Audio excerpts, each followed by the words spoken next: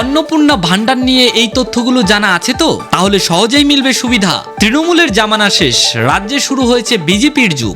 এই প্রেক্ষাপটে বদলাচ্ছে অনেক কিছুই। অন্নপূর্ণা ভান্ডারের জন্য আবেদন সরাসরি অনলাইনেই করা যাবে, জানিয়েছেন নারী ও শিশু কল্যাণ মন্ত্রী অগ্নিমিত্রা পাল। ইতিমধ্যেই বিজেপি সরকার ঘোষণা করেছে 1 জুন থেকেই মাসে মাসে মহিলাদের ব্যাংক অ্যাকাউন্টে ঢুকে যাবে 3000 টাকা। রাজ্যে শুরু হয়েছে বিজেপির যুগ। এই প্রেক্ষাপটে বদলাচ্ছে অনেক কিছুই, যেমন তৃণমূলের ফ্ল্যাগশিপ প্রকল্প লক্ষ্মীর ভান্ডারে এখন বিজেপি সরকারের হাত ধরে অন্নপূর্ণা ভান্ডার।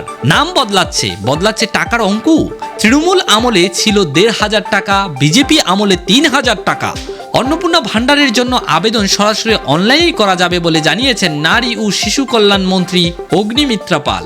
নারী ও শিশু কল্যাণ মন্ত্রী বলেন, অন্নপূর্ণা ভান্ডার আমি শুনেছি যে এতদিন তো দুয়ারে সরকারের মাধ্যমে হয়েছে। আমি আমার দফতরের সঙ্গে কথা বলে আমি ইতিমধ্যে বলে দিয়েছি অন্নপূর্ণা ভান্ডার অনলাইনে পুরোপুরি এখন ব্যবস্থা করতে হবে। এখন থেকে অনলাইনেই যাতে সমস্ত মানুষ এই 1 পাস 2 পাস বা যেই হয়তো শিক্ষা পায়নি মানে শিক্ষিত নন এমনটাই সহজ হবে যে অ্যাপ্লাই করার প্রোটোকলের যেন কোনো ধরনের কোনো কিছু না হয়, তারা সবাই যেন আবেদন করতে পারে তার সংযোজন। সুতরাং অনলাইনেই অন্নপূর্ণা ভান্ডার আমরা প্রত্যেকটি বাংলার মা বোনেরা যাতে অ্যাপ্লাই করতে পারে আমরা কিন্তু সেই ব্যবস্থাই করছি। সংকল্পপত্রে ঘোষণা মতো অন্নপূর্ণা ভান্ডার চালু করেছে বিজেপি সরকার। তাদের আশ্বাস 1 জুন থেকেই তা কার্যকর হবে, অর্থাৎ 1 জুন থেকেই মাসে লক্ষ্মীদের ব্যাংক অ্যাকাউন্টে 3000 টাকা ঢুকবে। অন্নপূর্ণা ভান্ডার কি সবাই পাবেন?